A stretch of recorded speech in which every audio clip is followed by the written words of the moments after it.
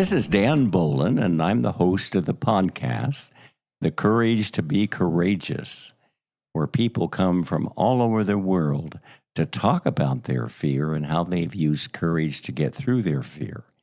And I think this is such an important topic for us to consider because all of us, whether we're heterosexual allies or part of the LGBT community, we all have fear. We all have fear. And we need courage to get through the fear. And normally, if we don't get through the fear and use courage to do that, many times we will find ourselves addicting to something. And I talked about that in my podcast on the Daily Blast. And you can check that out on YouTube, the Daily Blast Live, Dan Bolen, and that'll give you a little bit more information about how we do that. But this is a program for everyone. As I mentioned, it leans itself a little bit to the LGBT community, but it's also allies of the heterosexual allies that we also appeal to as well. In fact, half of the comments that I get on my website, on my book, which I wrote, The Courage to Be Courageous, are from heterosexual allies who've used courage to get through their fear in their life. So I think it's very helpful for all of us. I think we're going to have a fascinating guest today, someone that actually contacted me after she saw the Daily Blast Live. Her name is Faythe Huston, and I was so intrigued by her email that I called her and we talked, and I think she has a fascinating and very, I think, inspiring story.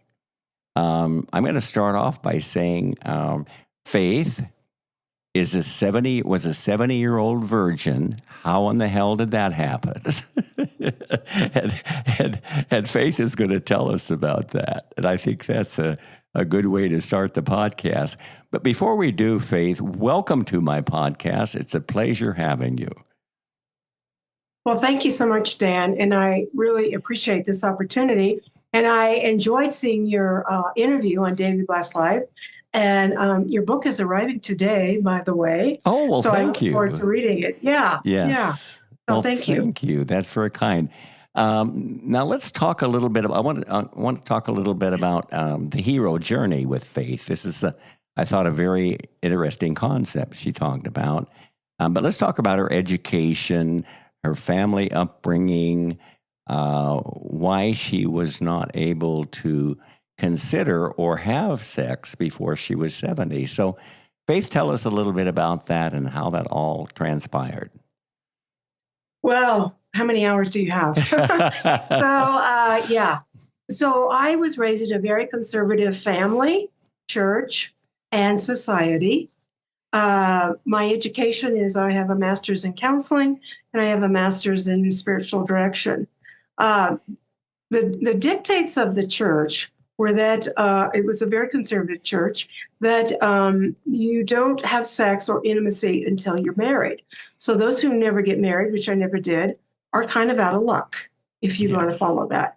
And I followed into my adulthood, into the church. I'm not part of a church now, but it stays with you for a very long time. Yes. And then in my family, that was also, being in the church, sex was never talked about. Body parts were never talked about. Intimacy was not talked about. And then in our society, American society, I think is very closed to really having a healthy attitude about sex. So that was never presented either. And in school, I don't think we ever had sex education. So while I did have some relationships with men, I'm heterosexual. While I did have some relationships with men along the way, they were never intimate. And so I don't want to get too far ahead of where you want to go. No, but I want to think about that for a second, too, because you were part of that community, conservative, and it taught you to be the way you were at the time. Why didn't you step out of that and say, you know what, I would like to get to know a man, I would like to date and have intimacy with him? I'm sure the thought came across your mind. How did you deal with that at the time?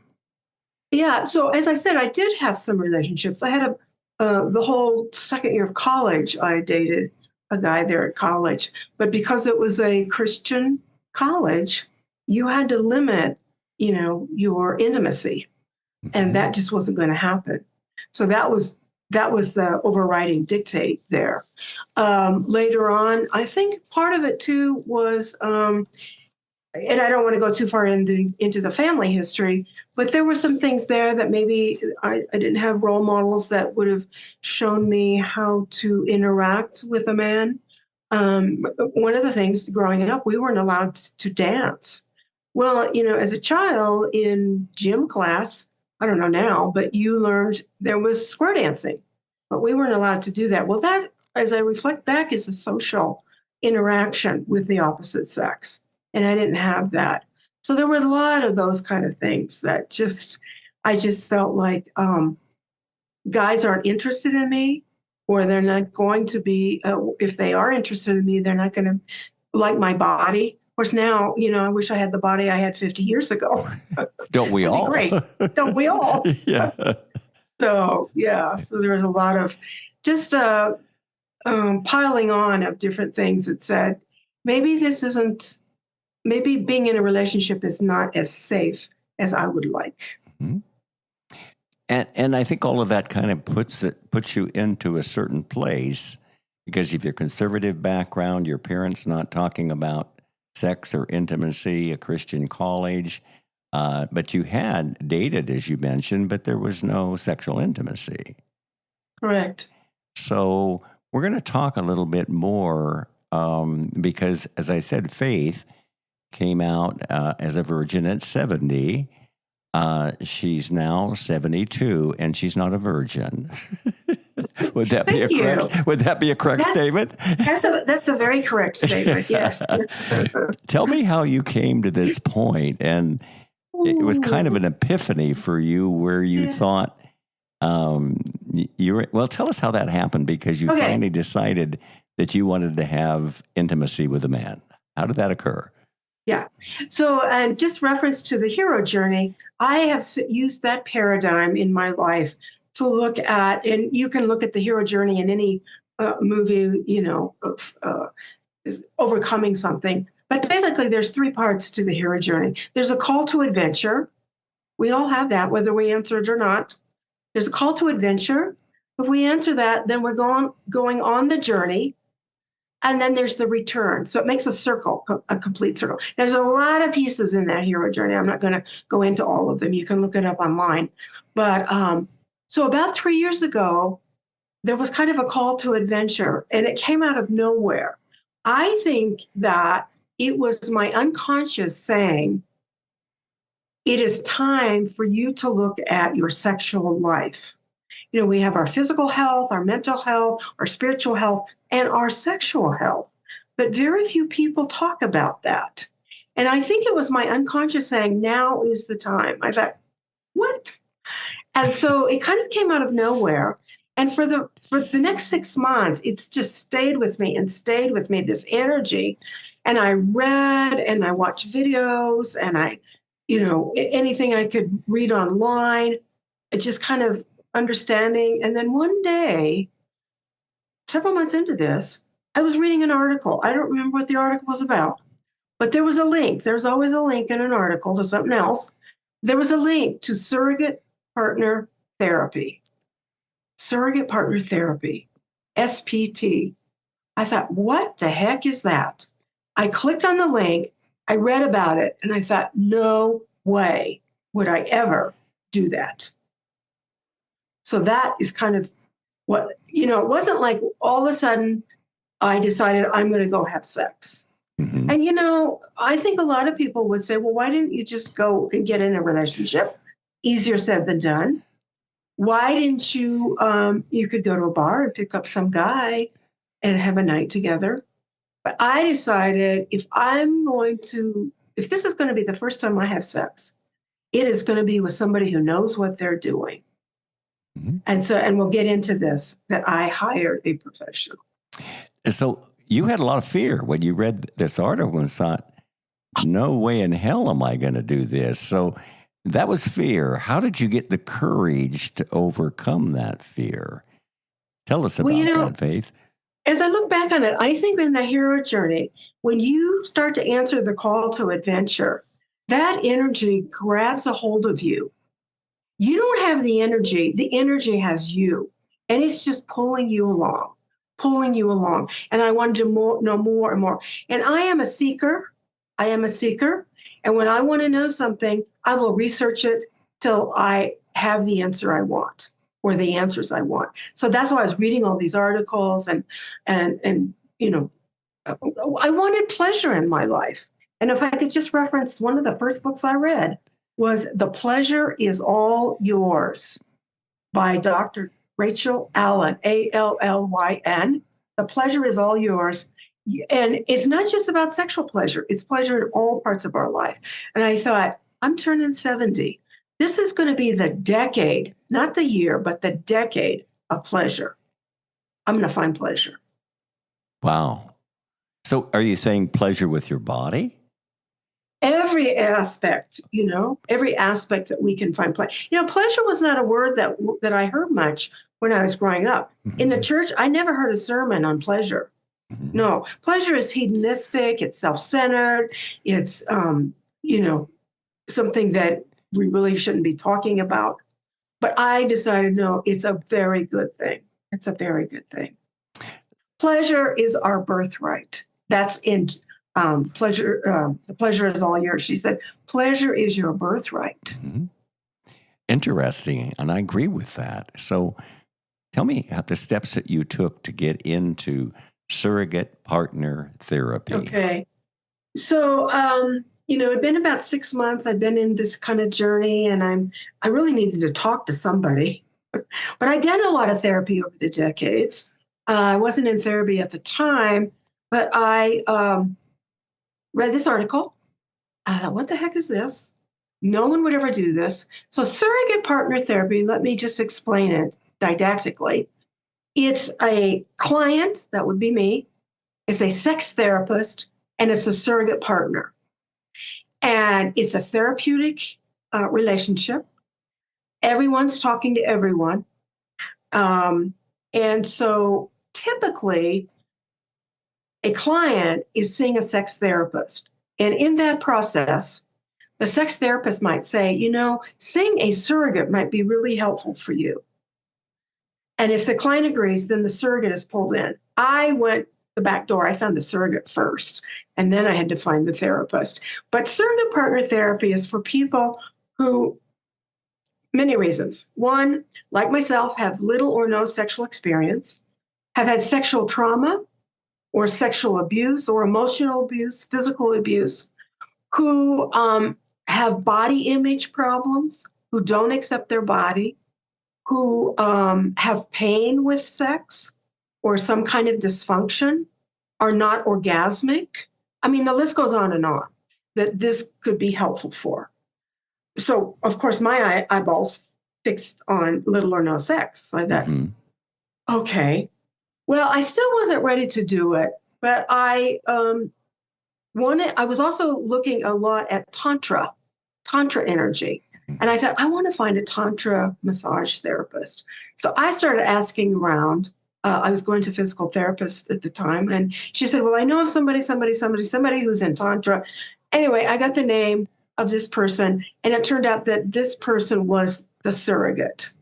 This person ended up being the surrogate. Interesting. Now, and I had my first conversation on Zoom with him January of 2021, I believe. And I got off that call, that's just an informational call. I got off that call and I was racing around my kitchen going, hell no, I can't do this. And yet somewhere inside it said, guess what? You're going to be doing this. It took another 6 months for it to get all put together, and a lot of questions, a lot of asking, a lot of, doubt, a lot of fear. I said, I don't want to hurt when this is over because it's likely we're going to fall in love. And he said, and every relationship ends. Every relationship ends. That's true. Whether it's death or divorce or breakup or your dog dies or whatever. So I really had to work through that. And I had a lot of hesitations, which we can get into in a minute if you'd like. I just gave you a very long answer to something. No, you're doing fine. I want to ask you that. So 6 months you waited to contact him. So was there one event or was it a process that gave you courage? because you knew you wanted it. You kind of were fighting with yourself over it, but then somehow you took the step to do that. Was there any event that caused you to do that? I don't know that there was one particular event. So from the time this energy came up, it was 6 months before I even knew about him. And then it was about another 6 months once I talked to him that we actually met for the first time. And during that time, I was still reading a lot. I had to find a therapist. That took a while. That's a whole nother story. I had a lot of hesitations I had to work through, schedules that I had to work through. And when I spoke to him the first time on the phone, he said, well, if you'd like to work just on sexological body work, I can give you a name of some females. So I did see one of the females, a female body worker for 2 sessions. And that was a very good intro. It wasn't sex, but it was about understanding my body, sensing my body, feeling my body. Feeling your body, so that right. was very helpful. Then after those 2 sessions, I decided, I think I really need to work with male energy. As a heterosexual woman, I need to work with male energy. Now, let me say that surrogate partner therapy does not always involve intercourse, but I knew I wanted that. So it doesn't have to involve intercourse, but other sensate experiences. So any particular event, I think it was seeing that female sexological body worker and then deciding, yes, I'm going to go ahead with this. I'm going to do it. It was, it's expensive, but I decided this is what I want to experience before I die. And as I said before, I didn't want to just go out and find some guy to have sex with. If I ask people, tell me about your first sexual experience, a lot of people would say, it wasn't so great. It wasn't so great. I knew I wanted my first experience to be with someone who knew what they were doing and felt safe. Safety was a big thing. Yeah. So. And that took a lot of courage for you to be able to do that too. And when you working with a surrogate partner, you get to know each other for a period of time, and then you have conversation. There's touching involved, and maybe even cuddling involved, and so then there gets the time. I think you saw him for about a year. It was about over a year and a half, but because of schedules and stuff, I would say probably about a year, actually, of seeing him. And I would say, if I could just say, that in surrogate partner therapy, there's 4 pillars, 4 parts of it. The first is the grounding. So initially, we would just sit on the couch. He had a studio with a bed and sitting area. We'd sit on the couch and talk and just get to know each other, and then move to maybe sensate touch. And then some other experiences. One of the experiences early on was there was a full-length mirror, standing in front of the mirror, taking your clothes off and talking about your body. Both of us did that. Massage, things like that. I remember, maybe I'll cry when I say this, but I remember the first time I met him in his studio, and we were sitting on the couch, and in my line of vision, I could see the bed.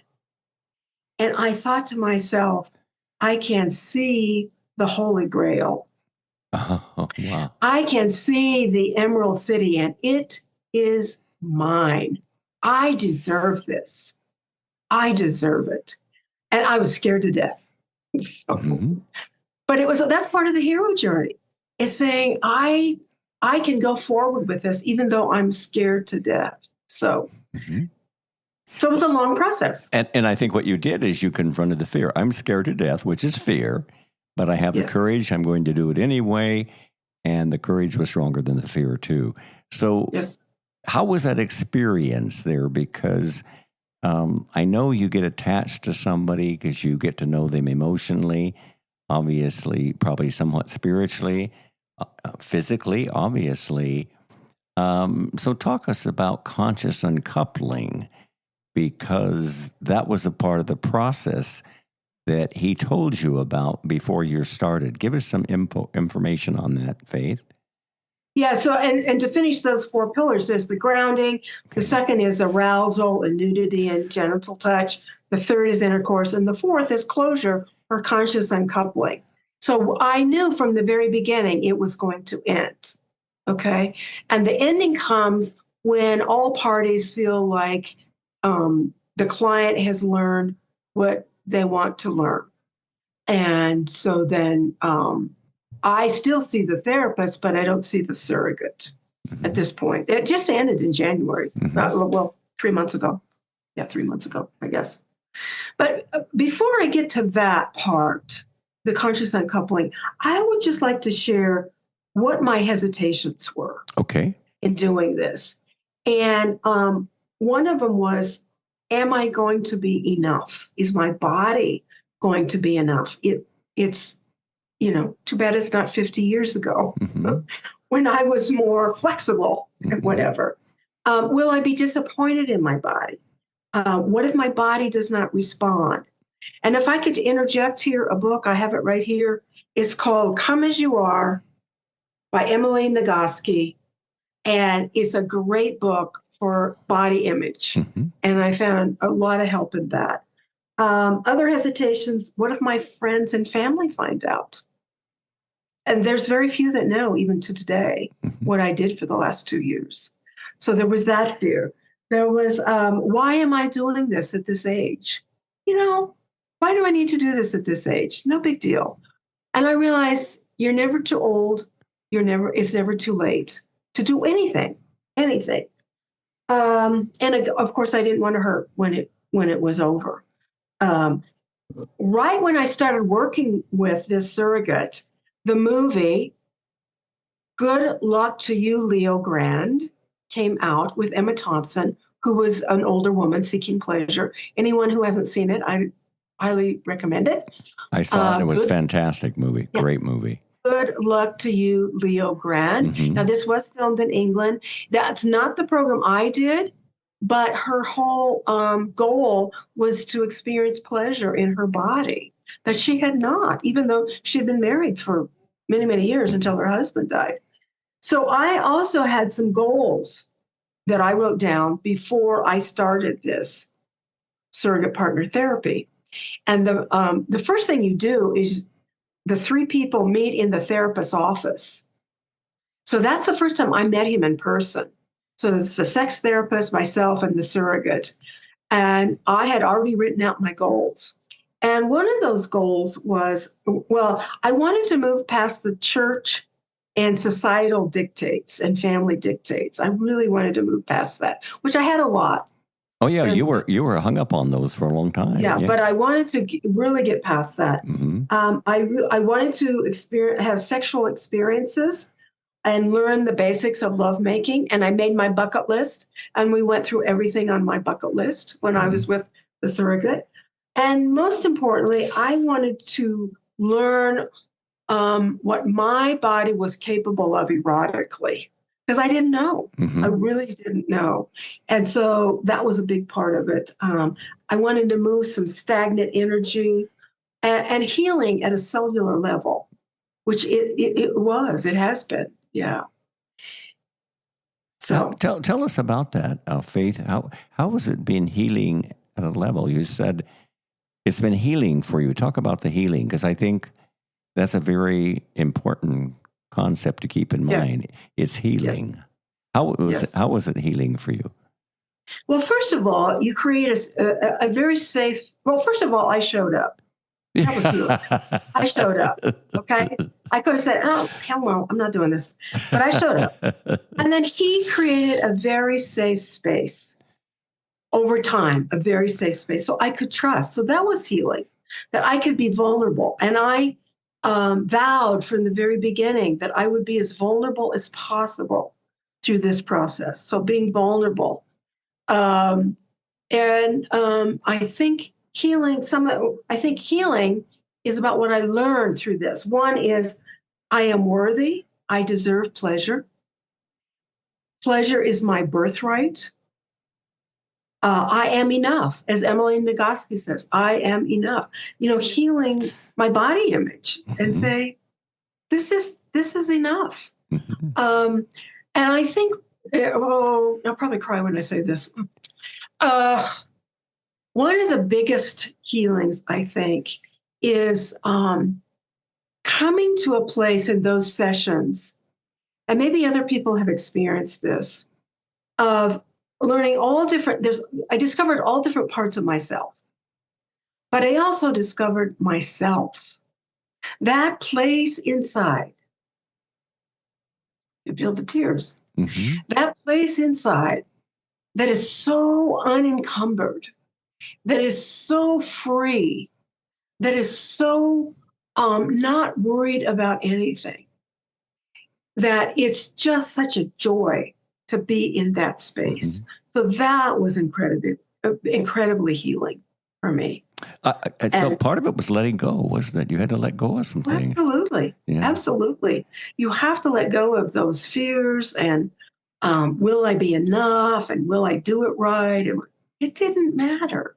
It really didn't matter. And that I credit to both the therapist and the surrogate of creating such a safety net for me. And I talk about it as they're kind of like the Oreo cookie. They are two solid pieces on either side of me that's kind of mushing around in the middle. But they held that space for me so I could explore. And so, I would meet the surrogate on a Wednesday morning. And then the next day I would talk to the sex therapist. In between, the therapist and the surrogate would talk, would discuss whatever. So there's all communications going. I went off on your question about healing. No, I think that's important. I think that's important for our audience to hear about healing, because healing, some people, we've been so damaged for so long, we don't even know how to start healing. And you were able to take a process and heal yourself about something that scared the hell out of you at first. And I think that's an important point. Yeah. Now let's talk about when you and I did the prelude on this, Faythe, you said you did fall in love with the surrogate in a sense, but you knew there was conscious uncoupling. Yes. Tell us how that worked. So as we were coming towards the end of it, of course, I don't want it to end, but surrogate partner therapy is not something that goes on indefinitely. Now, if somebody wanted that, they could find a sex worker probably, but this program is not structured that way.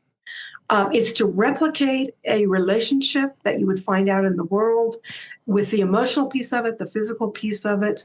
And so as we come to the end of it, we're both aware that it wasn't a surprise, okay? It wasn't like a lot of relationships that end are a surprise, very painful. And I'm not saying it wasn't painful because I grieve over that.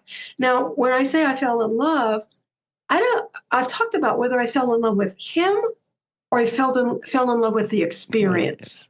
And maybe it's both. I don't know. But I loved the experience. I loved what I was learning about myself.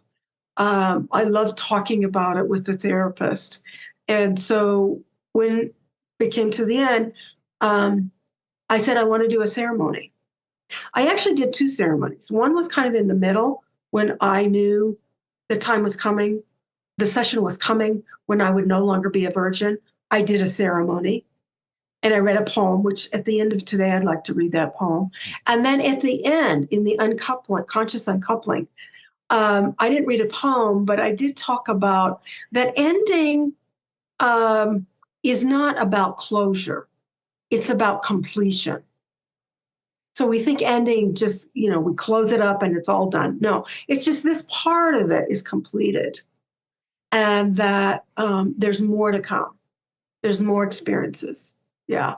And then once we have that last session, then there is a 6-month hiatus where we do not contact each other for 6 months, which is where I'm at right now. And then after 6 months, he will not reach out to me, but I can reach out to him if I choose to do that. And he'll not to get together for the surrogate partner therapy again, but have coffee or just catch up or something like that. So. So how would you describe overall the experience with you? Would you say it was amazing and a breakthrough for you? That's probably an understatement. Okay. Well, let's get the real statement. Yeah. Well, I would say I was writing some things down. It's probably the most profound experience I've ever done in my life. It's certainly the greatest adventure I've ever done in my life.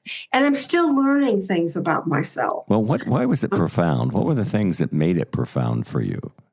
I think because I had to give up control. I have been an independent woman for 72 years. Mm-hmm. I've traveled the world. I lived in Japan for 7 years. I've lived other places. So I had to give up control. And I had to allow this safety, this cocoon, this container of safety. And my little child inside had to be talked to and said, it's going to be okay. It's going to be okay. And so, yeah, I think just that, I don't know, I've said this to my therapist that probably most people listening to this podcast who have had sex, which most I assume have, would say, yeah, that's what sex is about. But it was so much bigger for me. I think because I waited so long and I had life experience. And as I said, most people who were younger who would talk about their first sexual experience would probably say, there's a lot of fumbling around and not knowing what we're doing. And, it wasn't so great. And I knew I wanted it to be a really healthy experience for me. And it was. So it was life-changing for you. Oh, absolutely. I think that I see. Okay, let me say that the story is not ended. I am still writing the story. I'm still a work in progress. And I think there's more to come. But I think I have shifted some of my thinking, some of my perspective, some of the way I think about sex, pornography, polyamory, non-monogamy, whatever words you want to put out there. Is that there's a healthy way to think about that. And I didn't realize that before. Do you think it's brought you to be your authentic self? I think so. I hope so. Mm-hmm. I certainly hope so. I hear that, though. I hear you talking, and I hear you talking about being your authentic self.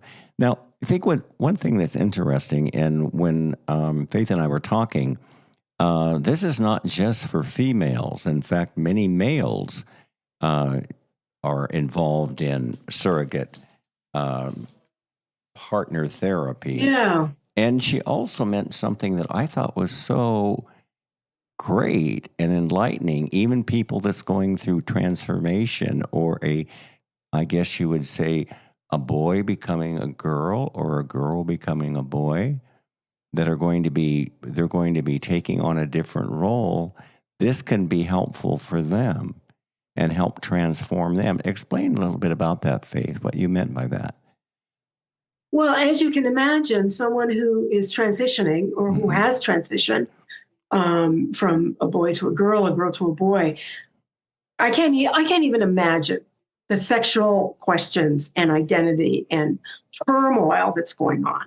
So to work with a surrogate who can help them sort this out, I think would be very helpful. Also, back to your first point there, was that I'm talking about this from my perspective as a heterosexual female, but there are a lot of males who seek out a female surrogate. In fact, there's more male clients seeking female surrogates than female clients, which is interesting. We tend to think that it's just females. It's not. There's a lot of males who have not had sex or have had very little sex who seek out help. Mm-hmm. In fact, my surrogate's wife used to do this also. As she's not doing it now, but she has been a surrogate for males.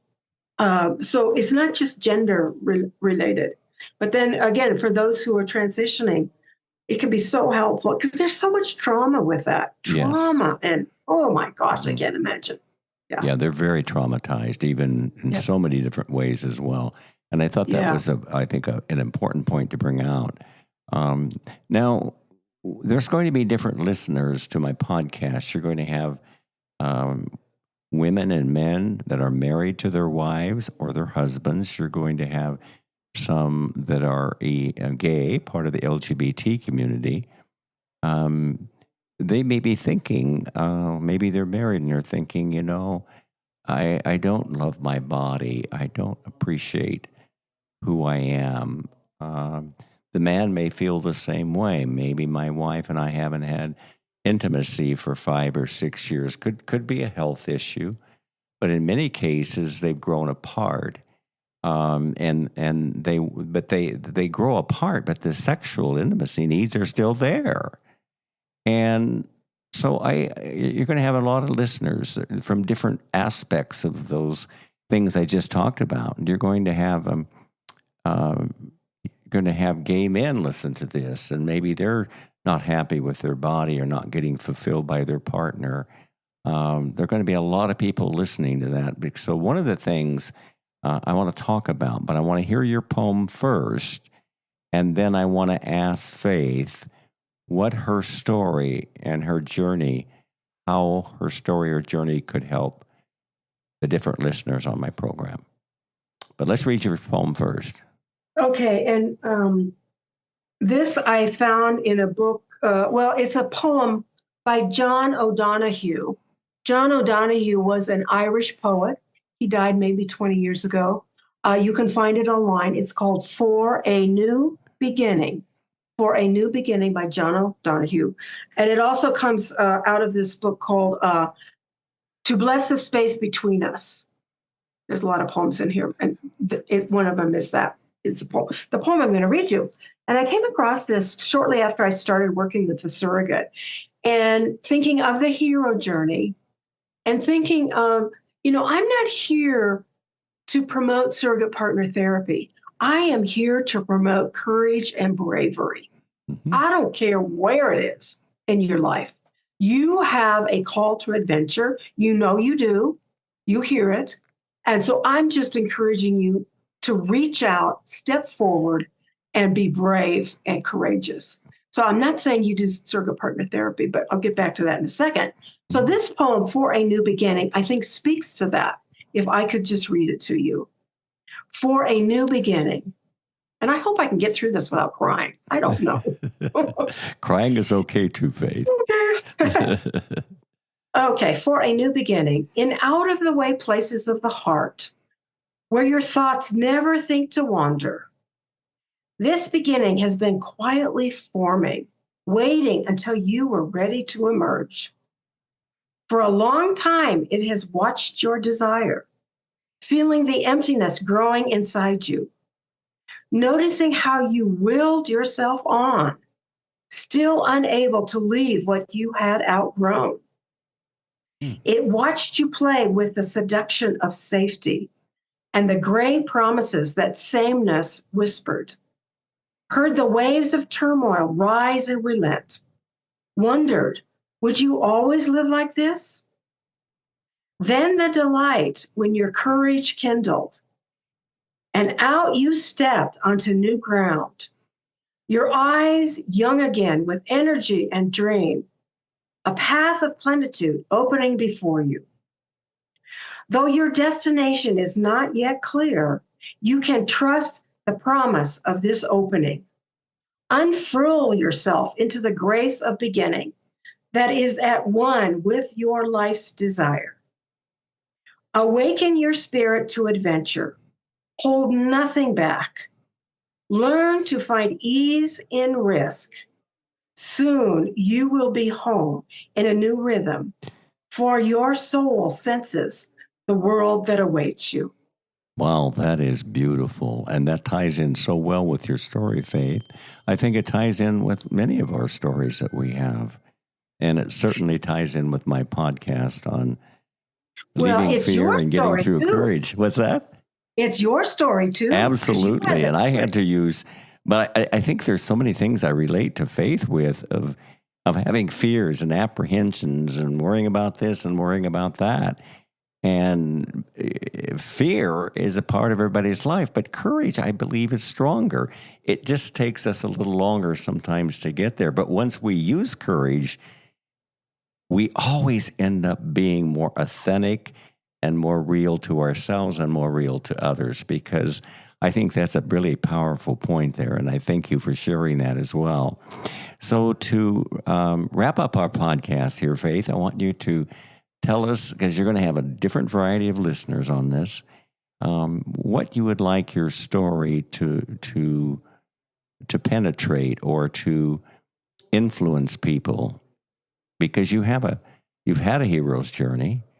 You've overcome a lot of fear. You've courage to get through it. Tell us what you would like to hear others draw from your example of courage. Okay. And before I say that, I just want to go back to before I read the poem. You were talking about couples or lesbians, homosexuals.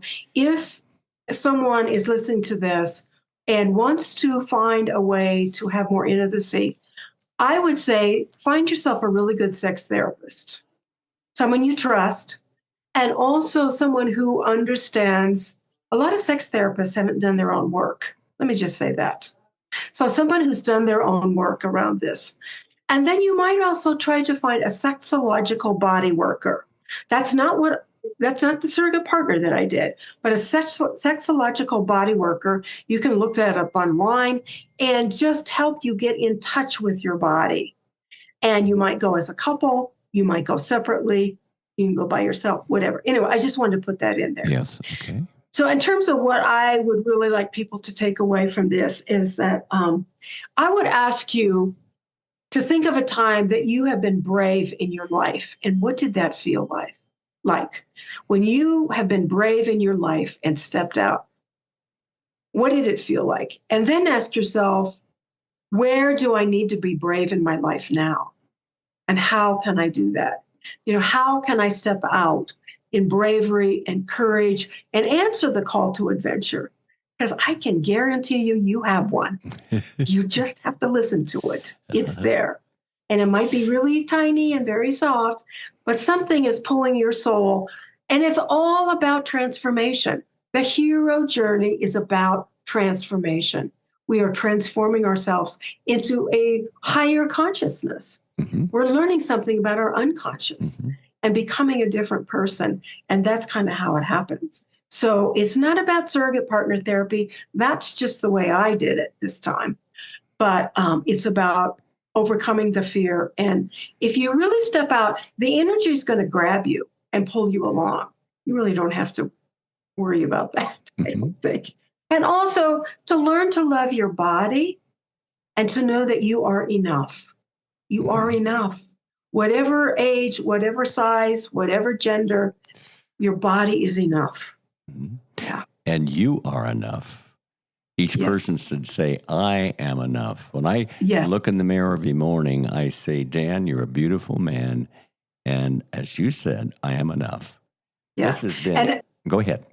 One more quote from the movie, Good Luck to You, Leo Grant. Emma Thompson, at the end of the movie, she says, it's a very powerful thing, sexual fulfillment.